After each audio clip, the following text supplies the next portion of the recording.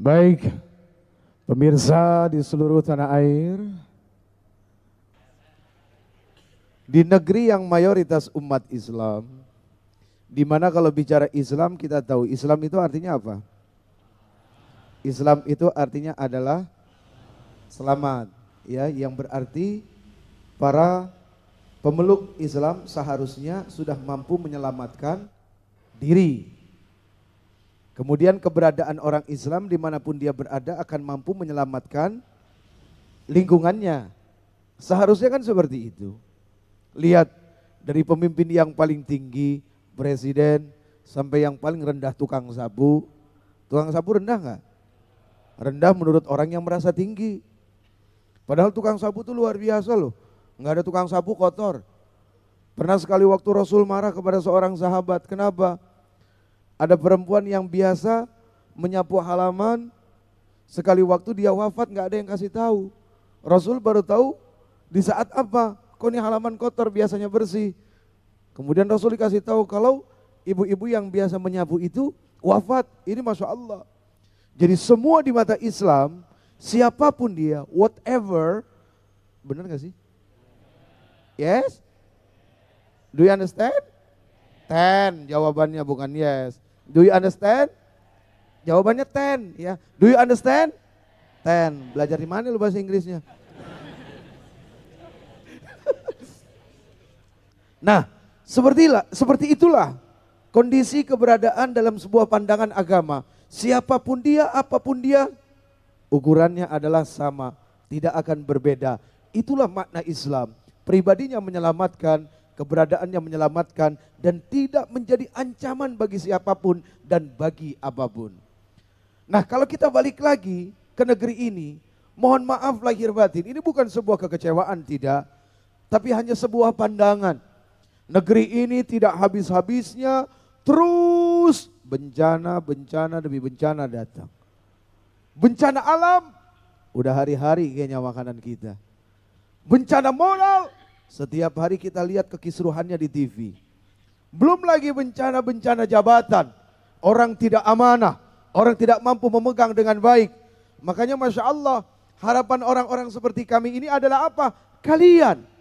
Kenapa kok kalian?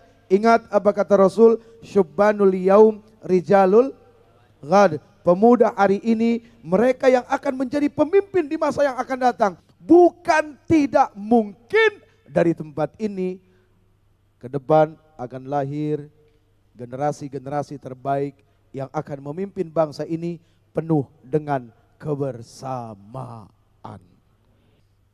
Sifat dan ciri kebersamaan itu adalah apa? Loyalitas. Apa sih arti loyalitas? Setiaan. Tuh. Kalau ada orang ngaku hidupnya berjamaah tapi tidak ada loyalitas dan tidak memiliki sifat ini, berarti dia tidak berjamaah. Dan ingat, yang paling pantang untuk dilakukan dalam sebuah kondisi jamaah adalah apa?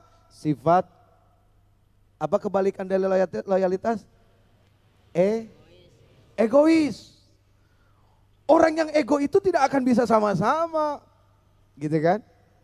Contohnya apa? Bicara sholat sajalah. Kata Rasul sallallahu alaihi wasallam, beliau menyampaikan apa? Kalau kamu jadi imam, berlunak-lunaklah. Artinya memahami kondisi makmum di belakang.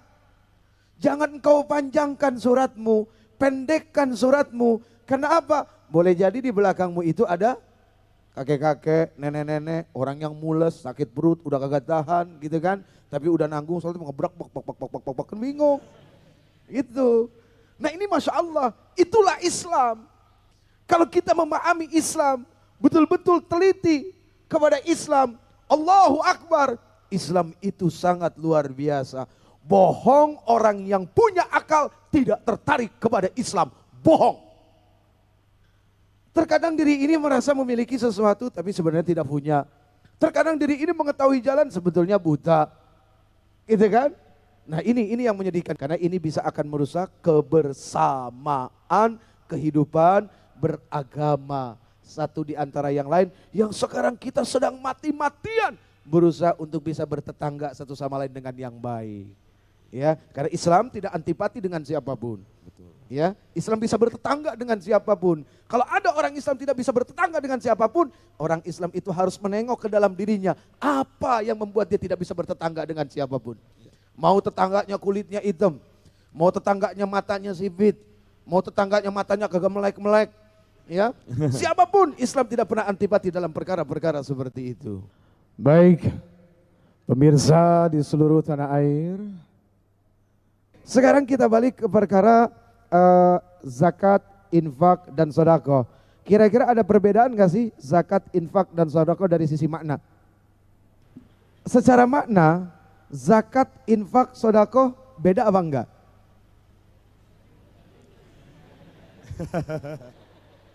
Tadi beda, sekarang enggak, gimana? Zakat, infak, sodako memiliki makna yang sama. Untuk apa? Satu, ngebersihin kotoran-kotoran ibadah. Contohnya apa? Zakat fitrah. Zakat fitrah itu berfungsi apa? Membersihkan segala macam bentuk kekotoran ibadah puasa kita yang gak lepas dari ngomongin orang, ya kan? Ngadu domba orang, mencari-cari kesalahan orang lain. Maka zakat fitrah berfungsi untuk itu. Nah, bagaimana dengan zakat-zakat yang lain? Sudah pasti satu akan membuat seseorang yang tadinya pelit jadi tidak pelit, minimal itu tuh fair. Tapi kenapa kok masih banyak aja orang-orang miskin di Indonesia? Ada apa?